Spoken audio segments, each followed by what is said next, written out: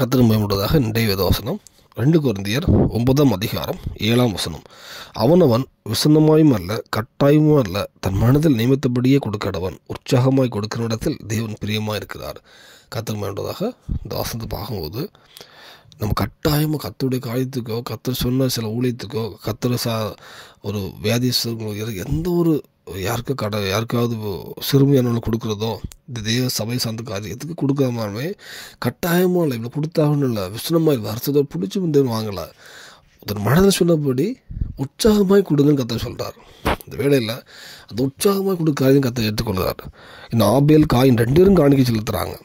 ஆனால் பார்த்தீங்கன்னா அதில் ஆபேலும் காணிக்கத்தை அங்கீகரிச்சு 2 காணிக்கை கொடுக்குறாங்க. அதுக்கு அவன் உற்சாகமாக கொடுக்குறான், காணிக்கை தேவன் அங்கீகரிக்கிறார்.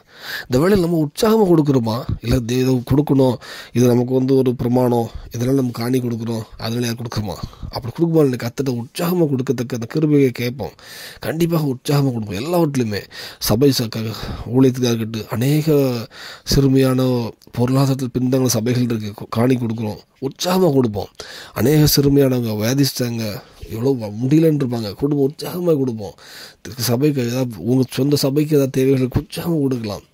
ஏதாவது ஊழியக்காரங்க ரொம்ப கஷ்டப்பட்டு இருப்பாங்க, ஊழியத்துக்காக எல்லோரும் கஷ்டப்பட்டு ஸ்ட்ரகிளாக இருப்பாங்க, அவங்களுக்கு உங்களை உற்சாகமாக கொடுக்கலாம். யார் கர்த்தர் உங்கள் மனசு தோணுதோ எல்லாவற்றையும் உற்சாகத்தோடு விடுங்க. அதை நீங்கள் கர்த்தர் அங்கீகரிப்பார். அந்த நீங்கள் கொடுக்குறீங்களா, கர்த்தர் நிமித்தம் அதுக்கு கொடுக்குறீங்களா, அதை தேவன் அங்கீகரிப்பார். உங்களை கண்டிப்பாக எல்லாவற்றிலையும் ஆசீர்வதிப்பார். இந்த பூமியில் சாட்சி வாழ்க்கை தருவார். அப்படி கொடுப்போம். மெய்யாக இந்த பூமியில் ஒரு விசேஷத்தை சாட்சி வாழ்க்கை, ஒரு ஆசீர்வாதம் வாழ்க்கை தருவார். பல்லவத்துக்கு ஆயத்தப்படுத்துவார். அநேக ஜனங்களை ஆயத்தப்படுத்தும், உங்களை பயன்படுத்துவார். அதுக்கு அர்ப்பணிப்போம். தேவன் கிருபை செய்வாராக. ஆமென்.